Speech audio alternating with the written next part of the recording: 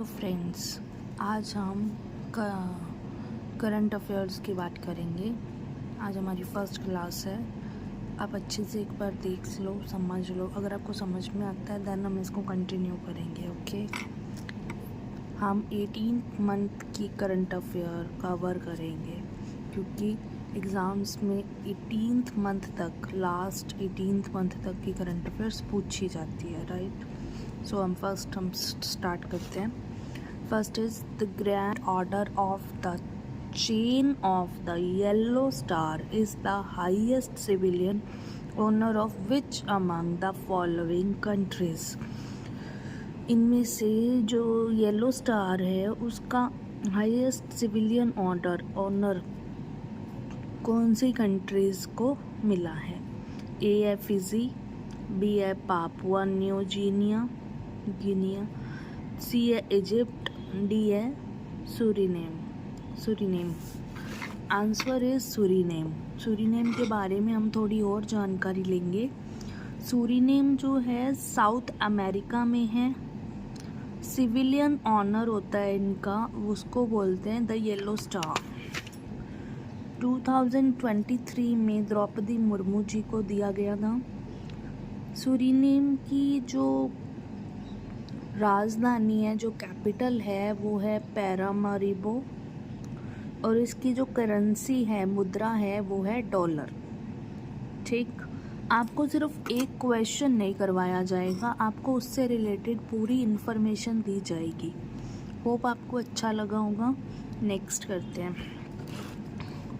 United Nation declare 2025 as the international year of.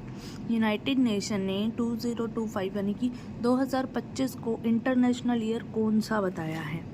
A international year of glacier preservation, B international year of millets, C international year of camelids, D international year of volunteers for sustainable development. ठीक है, सो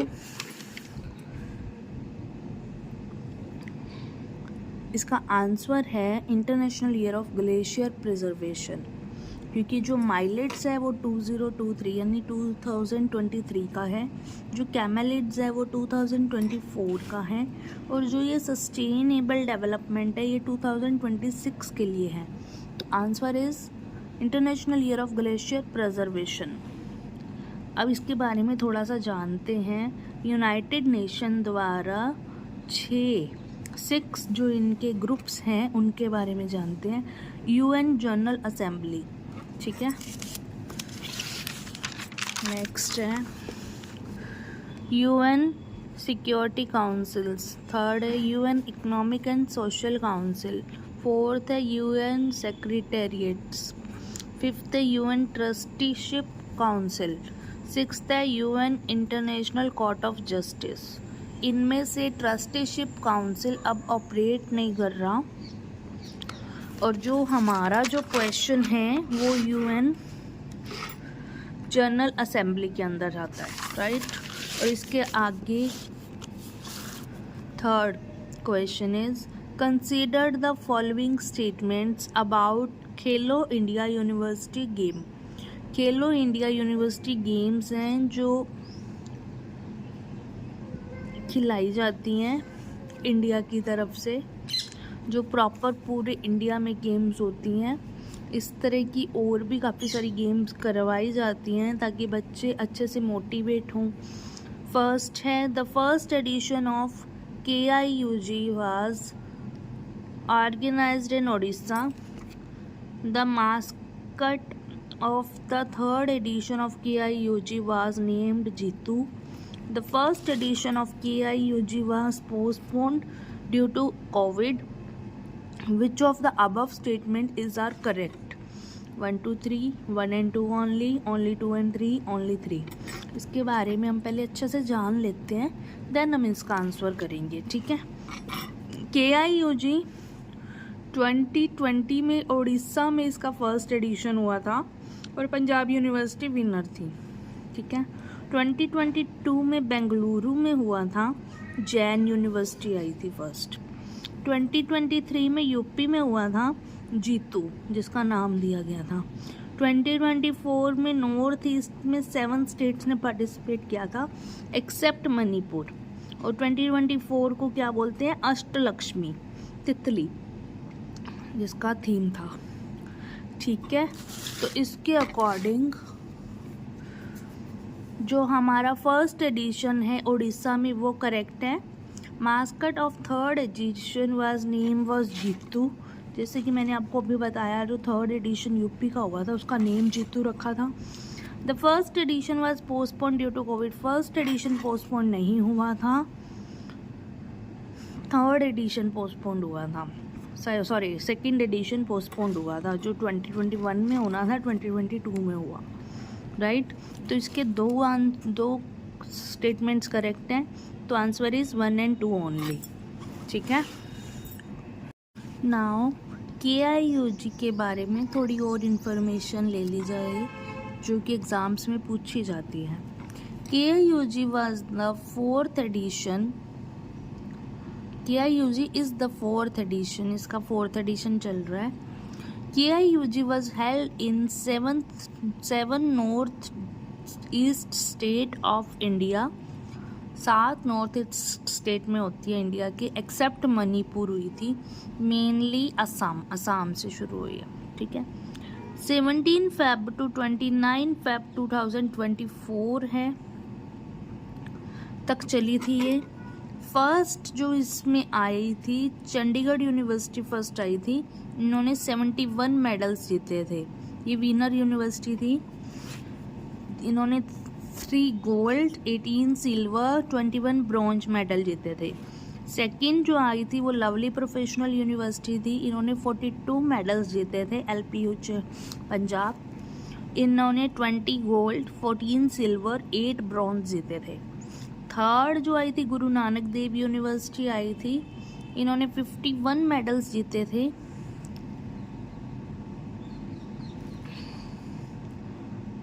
इनका है 12 gold, 20 silver, 19 bronze, right. Approx 4500 athletes, 200 universities और 20 sports होते हैं इसके अंदर। ठीक है, मोस्ट सक्सेसफुल मेल प्लेयर जो थे वो थे जेवियर माइकल डिसूजा, इन्होंने 4 गोल्ड मेडल जीते थे और ये जैन यूनिवर्सिटी कर्नाटका के हैं। ठीक है,